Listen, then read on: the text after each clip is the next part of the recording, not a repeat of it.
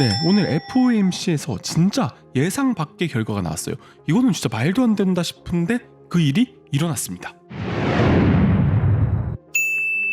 네, 오늘 FOMC 결과 상당히 의외죠. 지금 파월이 엄청나게 매파적일 거라 생각했는데 생각보다도 비둘기적이었습니다.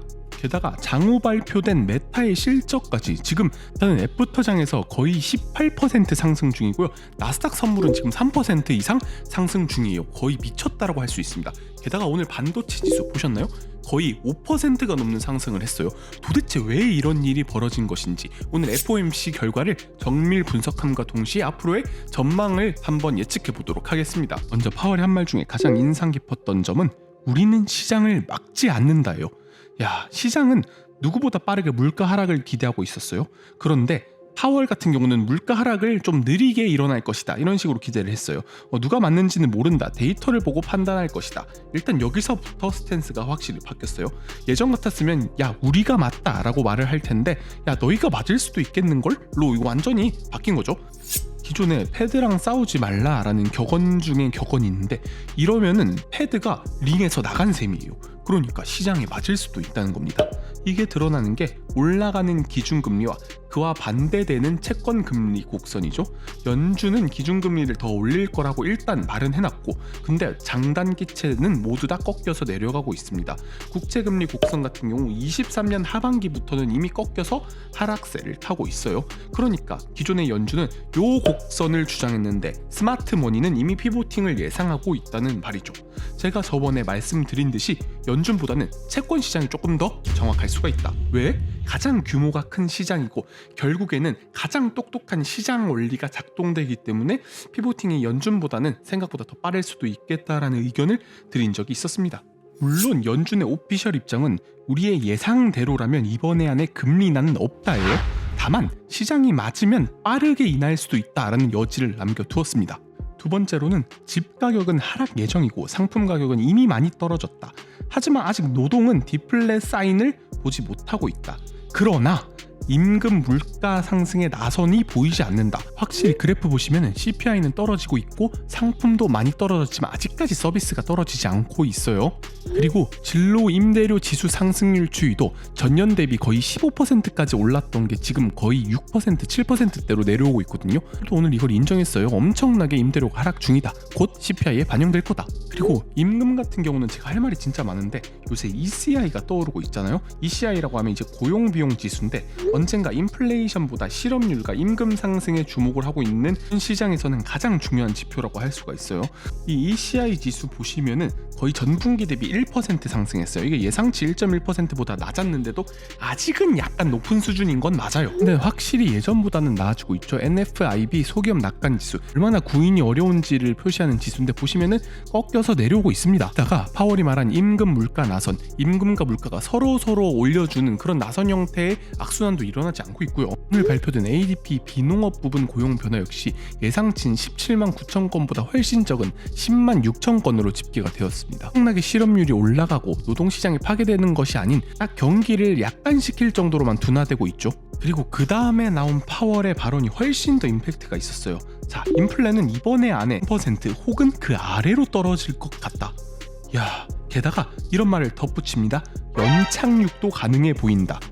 원래 뭐라 했습니까? 연착륙은 매우 도전적인 과제다라고 했는데 완전히 스탠스가 바뀌었죠? 연착륙이라는 말이 점점 많이 나오고 있어요. 처음에는 워싱턴에서 나오더니 다음에는 월가의 입에서, 최근에는 패드랑 IMF와 같은 통화기관에서까지 나오고 있습니다. 이거 꽤나 분위기가 많이 반전되고 있죠. 아무래도 경제 지표들이 많이 개선이 되고 있고 수적인 연준마저 인정을 할 정도가 됐다는 말이에요.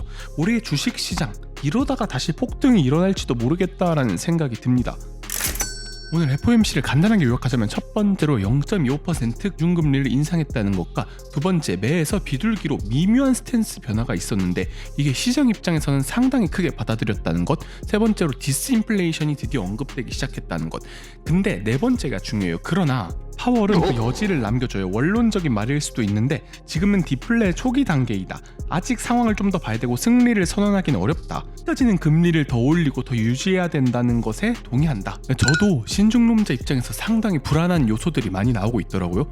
원자재가 약간 반등을 하고 있어요. 보시면은 철광석과 구리 가격이 반등을 하고 있는데, 구리 가격 같은 경우는 보통 물가의 선행 지표라고 하잖아요. CPI랑 거의 유사하게 따라가는데 최근 구리 가격이 20% 이상 반등을 했어요. 그리고 목재 가격 역시 반등 중입니다. 이렇게 원자재가 스멀스멀 기어 올라가다 보니까 중고차 가격까지 반등을 하는 현상을 보여주는데요. 스페인 같은 경우는 아예 인플레이션이 반등을 하기 시작했어요. 물론 아직까지 유의미한 수치라고는 볼 수가 없고 다른 하락이 더 크기 때문에 이게 뭐 인플레이션이 되살아난다라고 말하면 약간 과장이겠지만 역시 불안감을 지우기는 조금 어려워 보입니다.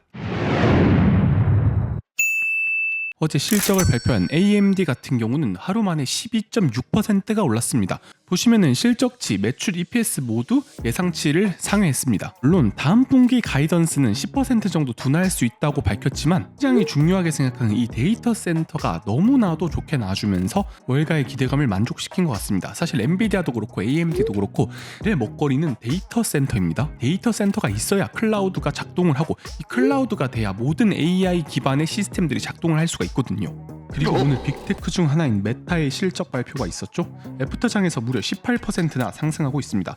어느덧 저점 대비 거의 2배 가까이 올라왔어요. 엔비디아, 메타, 넷플릭스, 테슬라 등 엄청나게 많이 과대 낙폭된 종목들은 진짜 급반등을 하고 있습니다. 진짜 무서워요. 속임수 쓰지. 그런데 메타의 실적은 사실 상당히 이해가 안 돼요. 매출 같은 경우는 월가 예상치를 넘었지만 주당 순이익 같은 경우 2.26 예측치 한참 모자라는 1.76으로 그만 봤을 때는 플러스 18%가 아니라 마이너스 18%가 돼도 할 말이 없는 수치입니다. 멀리서 보면 희극, 가까이서 보면 비극이라는 말이 더 맞게, 더 자세히 볼수록 너무 안타까운 게 메타의 실적이에요. 현재 보시면 매출은 계속해서 감소폭에 있습니다. 영업이익만 봤을 때도 페이스북과 인스타그램의 영업이익이 감소함과 동시에 지금 리얼리티 랩스, 그러니까 메타버스 사업이 엄청난 손실을 내고 있거든요. 타에 따르면 앞으로 1, 2년간은 손실을 더 크게 볼 건데 결국에는 영업이익률은 엄청나게 쪼그라들고 있고 오퍼레이팅 마진 거의 50%에서 20%대로 꼬라박고 있습니다. 그래도 불행 중 다행으로 일간 유저 활성화수 DAP라고 하는데 이거는 끝까지 증가 추세에 있어요. 이런 플랫폼의 특성상 가장 중요한 게 활성화된 유저 수인데 이게 꺾였더라면 정말 성장이 꺾였다고 판단하겠지만 아직까지는 성장 중에 있다는 거죠. 사실 메타 주가를 띄운 가장 큰 원인은 바로 50조 원치의 자사주 매입이에요. 메타 시가총액이 500조임을 감안해보면 거의 10%가 넘는 물량을 소각하겠다는 건데 이 정도면 주가가 20% 오를만 합니다. 왜 메타가 자사주를 매입할까요? 첫 번째로는 주가가 싸기 때문입니다. 두 번째로는 주주 환원을 위해서요. 그러니까 이렇게 화끈하게 자사주 매입을 하는 회사는 믿을만 하다는 거죠. 이제 또 기대되는 게 내일의 실적이에요. 가장 큰 실적 발표가 남아있어요. 애플, 구글, 아마존인데요. 이 실적 발표 가장 빠르고 정확하게 갖고 돌아오도록 하겠습니다. 지금까지 월스트리트 테크나인이었습니다.